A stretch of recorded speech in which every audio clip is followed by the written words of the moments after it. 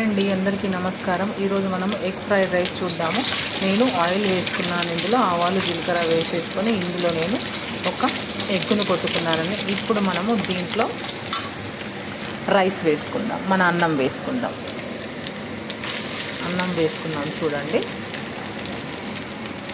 అన్నం వేసుకున్న తర్వాత ఇప్పుడు మనం ఇందులో ఒక స్పూను కారం వేసుకుందాము, ఒక హాఫ్ స్పూన్ సగం స్పూను ఉప్పు వేసుకుందాము.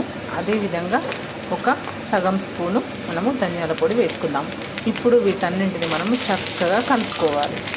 చూడండి, మనము మన ఎగ్ ఫ్రైడ్ రైస్ను ఈ రకంగా చక్కగా కలుపుకోవాలి.